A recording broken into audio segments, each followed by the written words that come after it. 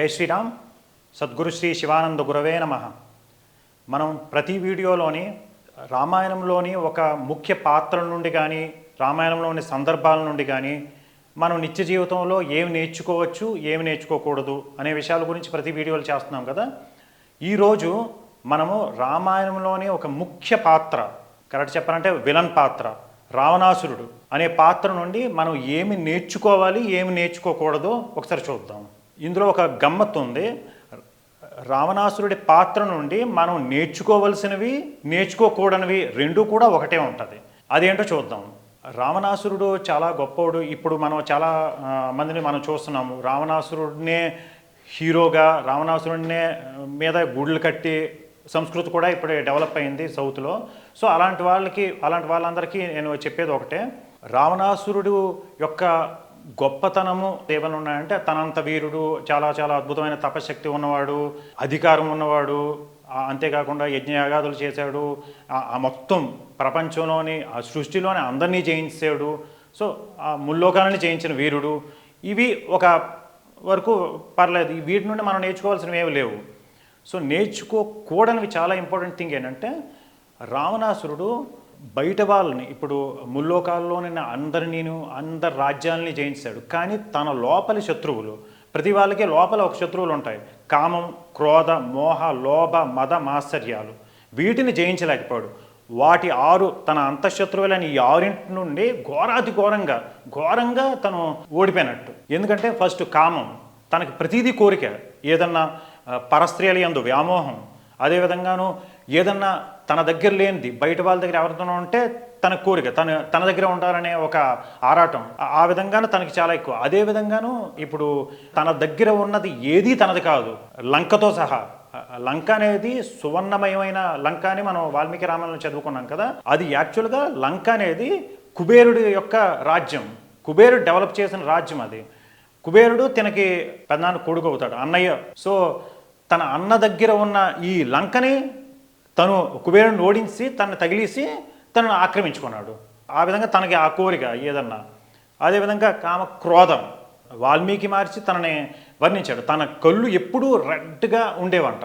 ఎందుకంటే క్రోధం తనకేంటంటే తనని గౌరవించకపోయినా, తన పట్ల భయం లేకపోయినా, దేవతలతో సహా ఎప్పుడు కోపంగానే ఉంటాడు తను కంప్లీట్. ఎందుకంటే అందరి మీద అంత నెగిటివిటీ ఎక్కువగా డెవలప్ చేసుకున్న క్యాండిడేట్ కాబట్టి. కామ, క్రోధ, మోహం. మోహం అంటే ఇంక ఏదైనా ప్రతీది కావాలి. ఇప్పుడు ఇందాక ముందు చెప్పినట్టు కుబేరుడు పుష్పక విమానం మనం చెప్తాం కదా, పుష్పక విమానం కూడా కుబేరుడిది. కుబేరుడి దగ్గర నుండి లాక్కున్నాడు. సో ప్రతి వస్తువుల మీద తనకి వ్యామోహం, మోహము, లోభము. లోభం అంటే నా దగ్గరే ఉండాలి, నా దగ్గర ఉన్నది ఏంటి ఇవ్వను. సో దానాలు ఏమీ ఉండేవి కావు. మొత్తం అందరి దగ్గర ప్రపంచంలో ఉన్న మంచి విషయాలు అన్నిటి దగ్గర లాక్కునేవాడు. తను ఎంత ఘోరం అంటే, లోభం అంటే పిసినారితనం అంటారు కదా. మొత్తం సూర్యుడిని, చంద్రుడిని, మొత్తం అష్టదిక్పాలకులైన మొత్తం వాయువు, వరుణుడు, ఇంద్రుడు, వీళ్ళందరూ ఈ మొత్తం సృష్టిలోనే ఉన్న సకల జీవుల కోసం నియమించబడ్డ వ్యక్తులు వాళ్ళు.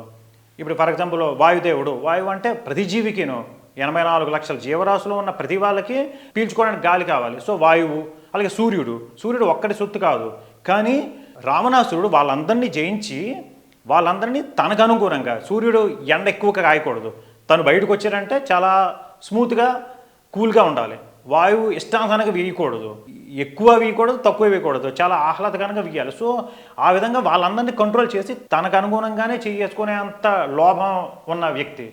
కామ, క్రోధ, మోహ, లోభ, మదము, మాత్సర్యము. మదం అంటే ఇంకా గర్వం అనేది ప్రతివాడికి, మన సామాన్యులు కూడా తెలియను, తనకి అధికారం ఉన్నది అనే ఒక గర్వం తలకెక్కి ఈ కన్నుమిన్ను కాకుండా నేను చేసిందే ధర్మము, ఇంకా నా బుర్రకు తోచిందే ధర్మం అనే స్థాయికి ఎదిగి తను మట్టి కరుచుకుపోయాడు. సో ఇంకా మాత్సర్యం అంటే అసూయ. తన దగ్గర లేని వస్తువులు ఎవరి దగ్గర ఉన్నాయంటే తనకు అసూయ. సో అదే విధంగా దానివల్లనే పరస్త్రీ వ్యామోహం, దానివల్లనే తను పతనం అయిపోయాడు.